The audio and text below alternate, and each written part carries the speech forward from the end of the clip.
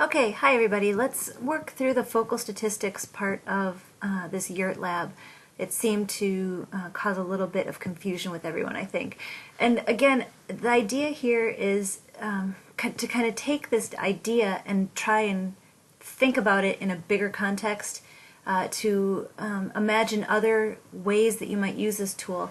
I mean, it's hard when I'm writing these exercises sometimes to make it relevant. And so here we have this thing called focal statistics, and then we can use zonal statistics to kind of summarize it for specific locations. And I have to make up some context for it, so sometimes it comes out a little flat. But these are tools that we use all the time to summarize the landscape. We've got, complicated data sets or really variable data sets, and we need to, come up with.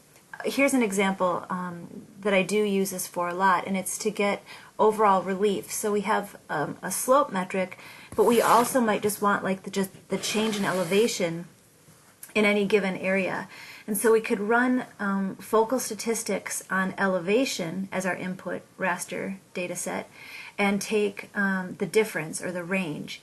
And so that way in some we could set a small window and we could map areas with a lot of elevational change and kind of get a topography index or some kind of a relief index.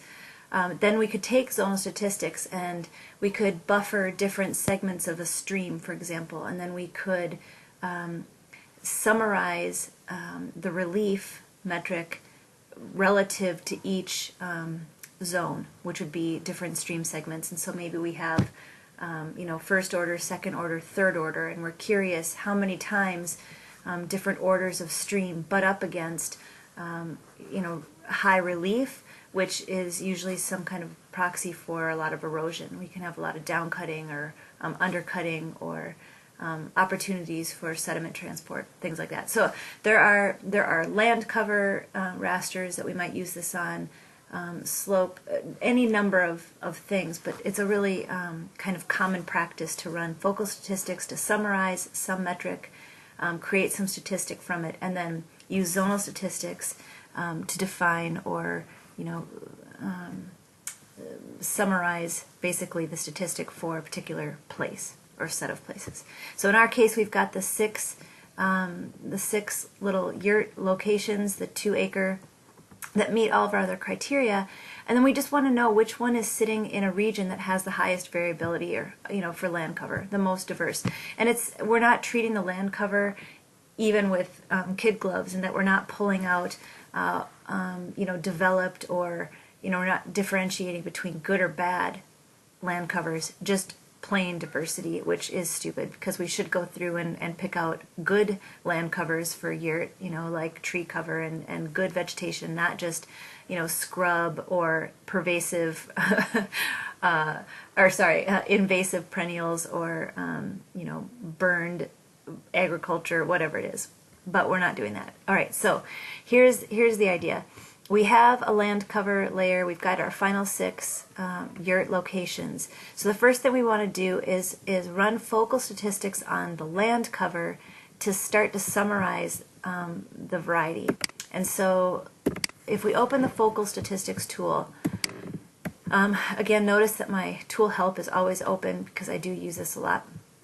The input raster is going to be the land cover. And then we can name the output raster. I've done this a few times in different types of experiments. I'm just going to leave it in the default geodatabase because I dump that. I empty it out every once in a while and just delete it all. But here's where things start to get interesting for us.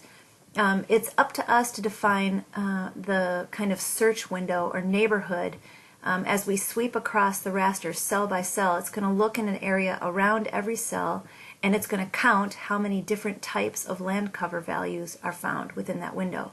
So I told you guys to look within a 1,000 meter or a kilometer zone around each cell. So here's the deal. Rectangles, and if you click on this, it defines it for you. A rectangle, when we look at the height and the width, it's defining the overall height and width of the rectangle. And so let's start with circle because it's a little bit easier to picture, I think.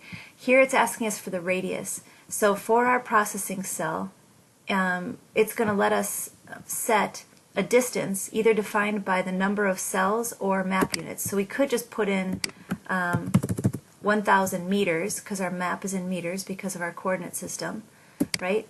And that would give us a radius, so within a kilometer, either direction of our processing cell. Does that kind of make sense? It's also telling us within basically 2 kilometers overall, because it's just the radius that's a kilometer. So this is a very different thing then if we set that as the radius. It's a very different thing if we set our rectangle also to 1,000 map units. Whoops. And our height and our width to 1,000 map units. That is the total height, and so it's half as big.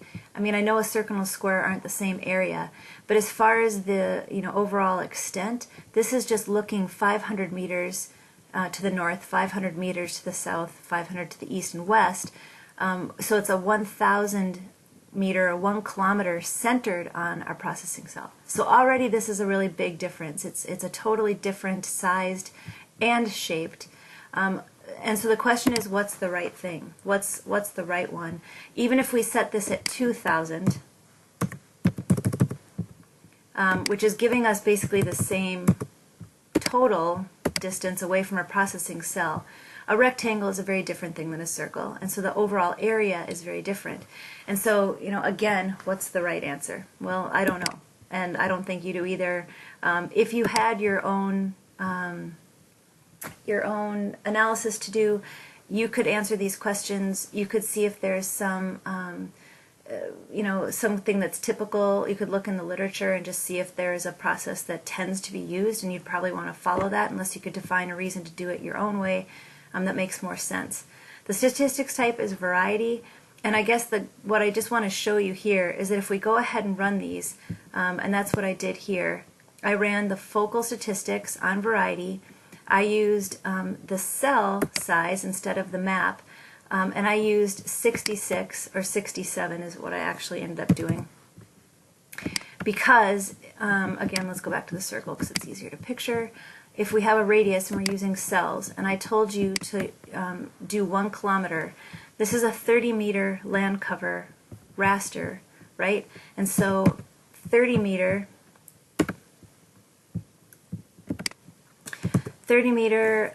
times 33 is basically 990. If I did 33.3 or if I did 34, we're getting close to a kilometer at that point. And so that's the gist. It doesn't matter if you do 33 cells, 34 cells, 33.3 cells. It's all really close relative to the difference that you're going to see if you run it in a rectangle. So this gets back to the precision and accuracy of all these choices that we make that are so arbitrary that we can't really nitpick little stuff like this. So running a circle with a radius of 34 cells, or if you want to run rectangle with a rectangle that's 67 cells high, 67 cells wide, it's the same maximum spread of our circle or our square. It doesn't really matter. So I ran it this way and ended up with these two things, which I'm going to turn on in 1 second as soon as I can get this to close. That was a big mistake. Hold on. Okay, so turning this off. This is the result of running the rectangle with a 67 cell height and a 67 cell width. It says 66, just disregard. And this is running it with a circle. So the colors are really obnoxious, but focus on some of these big patterns here as I turn this guy on and off. The overall pattern is very close to the same. It's just rectangular on this one and circular on this one. But if you run it where you've got a 1 kilometer circle and a 1 kilometer rectangle, so setting them the same, I think you'll see that this is a much smaller processing area. Like if this is our 1 kilometer rectangle or some proxy for it, it's a very different sized beast than the 1 kilometer radius circle. So those aren't really close to the same, but it comes back to, again, what's the right answer? And I think the best thing to do is just to run it, if it's your own work, run it a bunch of times with a bunch of different things that are kind of reasonable, right? Like why 1 kilometer versus, you know, something less. We're dealing with data that's already fairly coarse, a 30-meter cell size. So some of this stuff gets a little bit arbitrary, but I want you to see basically how different they do look. The other thing to think about here too is that we're assigning unique values to all these different things that are technically, because it's a variety, they aren't categorical like this. So I would put some kind of a graduated color ramp where we're building an intensity as we increase. This means that within a kilometer, only 1 different land cover type was found, only 1 within a kilometer. Or I should say, well, what kilometer of the processing cell. Where we get into the 21s, these are where we're finding 21 different land cover types mapped within 1 kilometer of our processing cell. So this is ranked numeric data and should be symbolized that way. Same with this guy. I'll put just a different color on it, but same idea. Light to dark. And then turn this one off. So kind of a different pattern, but not really. It's pretty much the same. You can still see this intense ridge here and the little pocket around Snow Basin. And we have that same kind of definition here, looking for this really deep color. So what we're looking for, and you can see already when we look at the scale of the kind of the way the overall landscape pattern, I guess, you can see that when we're talking about these tiny little yurt sites, we have 2 very different scales of analyses happening. And so my question was, of these 6 final yurt sites, which one of them, or do any of them really stand out as having a lot of variety relative to the other ones for land cover? And so the idea is, can you process this data and can you tease that information out and kind of track it all the way down to this scale? But I think it is important to realize when we're dealing with a 30-meter cell size for the land cover, and then we throw a 1 kilometer, you know, let's like look within this window of focal statistics, and then we come down to these little tiny 2-acre things, it's pretty coarse results of the analysis. All right, so if we zoom in on these guys, what we're looking for is, on average, which one of these 6 has the highest variety. And so that's where we get into the zonal statistics, and I'll just do that in a separate video so it doesn't get too big. So let me just end there for now.